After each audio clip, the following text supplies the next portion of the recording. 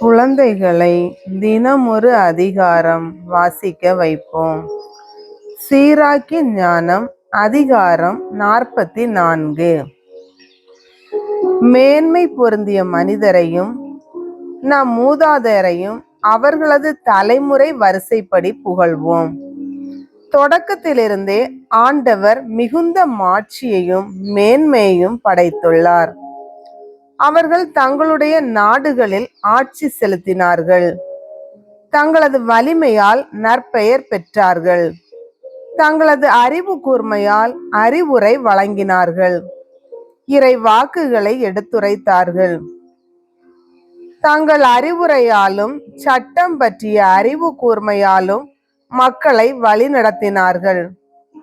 நற்பயிற்சியின் சொற்களில் ஞானிகளாய் இருந்தார்கள். இன்னிசை அமைத்தார்கள். பாக்கள் புனைந்தார்கள். மிகுந்த செல்வமும் ஆற்றலும் கொண்டிருந்தார்கள். தங்கள் இல்லங்களில் அமைதியுடன் வாழ்ந்தார்கள். அவர்கள் அனைவரும் தங்கள் வழிமரபில் மாட்சி பெற்றார்கள். தங்கள் வாழ்நாளில் பெருமை அடைந்தார்கள். அவர்களுள் சிலர் புகழ் விளங்கும்படி தங்கள் பெயரை விட்டு சென்றார்கள். நினைவு கூறப்படாத சிலரும் உண்டு. வாழ்ந்திராதவர்கள் போன்று அவர்கள் அழிந்தார்கள். பிறவாதவர்கள் போல் ஆனார்கள். அவர்களுக்கு பின் அவர்கள் பிள்ளைகளும் அவ்வாறே ஆனார்கள். ஆனால் அவர்களும் இரக்கமுள்ள மனிதர்களே. அவர்களுடைய நேர்மையான செயல்கள் மறக்கப்படுவதில்லை. தங்களது வழிமரபில் அவர்கள் நிலைத்திருக்கிறார்கள். அவர்களுடைய உரிமை சொத்து அவர்களின் வழித்தோன்றல்களுக்கு கிடைக்கும். அவர்களின் வழிமரபினர் உடன்படிக்கைகளின்படி நடக்கின்றனர். அவர்கள் பொருட்டு அவர்களின் பிள்ளைகளும் அவ்வாறே நடப்பார்கள்.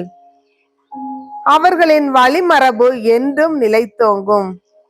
அவர்களின் மாட்சி அழிக்கப்படாது. அவர்களுடைய உடல்கள் அமைதியாய் அடக்கம் செய்யப்பட்டன. அவர்களுடைய பெயர் தலைமுறை தலைமுறைக்கும் வாழ்ந்தோங்கும். மக்கள் அவர்களுடைய ஞானத்தை எடுத்துரைப்பார்கள். அவர்களது புகழை சபையார் பறைசாற்றுவர். ஏனோக்கு ஆண்டவருக்கு உகந்தவர் ஆனார். அவரால் எடுத்து கொள்ளப்பட்டார். எல்லா தலைமுறைகளுக்கும் மனமாற்றத்தின் எடுத்துக்காட்டாக விளங்குகிறார். நோவா நிறைவுள்ளவராகவும் நீதிமானாகவும் திகழ்ந்தார். சினத்தின் காலத்தில் பரிகாரம் செய்தார். வெள்ளப்பெருக்கு ஏற்பட்ட போது அவர் பொருட்டு சிலர் உலகில் விடப்பட்டார்கள். எவ்வுயிரும் வெள்ளப்பெருக்கால் இனி அழியக்கூடாது என்பதற்கு என்றுமுள்ள உடன்படிக்கைகள் அவருடன் செய்யப்பட்டன. ஆபிரகாம் பல மக்களினங்களுக்கு குல முதல்வராய் திகழ்ந்தார்.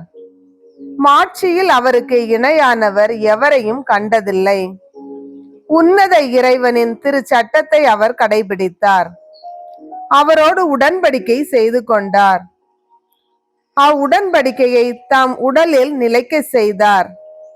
சோதிக்கப்பட்ட போது பற்றுறுதி கொண்டவராக விளங்கினார். ஆதலால் அவருடைய வழிமரபு வழியாக மக்களினங்களுக்கு ஆசி வழங்குவதாகவும் நிலத்தின் புழுதியை போல் அவருடைய வழிமரபை பெருக்குவதாகவும் விண்மீன்களைப் போல் அவர்களை உயர்த்துவதாகவும் ஒரு கடலில் இருந்து மற்றொரு கடல் வரைக்கும் யூப்ரதீஸ் ஆற்றிலிருந்து நிலத்தின் கடை எல்லை வரைக்கும் உள்ள நிலப்பரப்பை அவர்களுக்கு உரிமை சொத்தாக அளிப்பதாகவும் கடவுள் அவருக்கு ஆணையிட்டு உறுதி கூறினார். ஈசாக்கிடமும் அவருடைய தந்தை ஆபிரகாமை முன்னிட்டு அந்த உறுதிமொழியை கடவுள் புதுப்பித்தார்.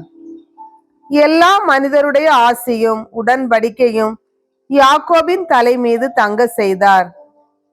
தம் ஆசிகளால் அவரை உறுதிப்படுத்தினார். நாட்டை அவருக்கு உரிமை சொத்தாக வழங்கினார். அவருடைய பங்குகளை பிரித்தார். 12 குலங்களுக்கிடையே அவற்றை பகிர்ந்து கொடுத்தார்.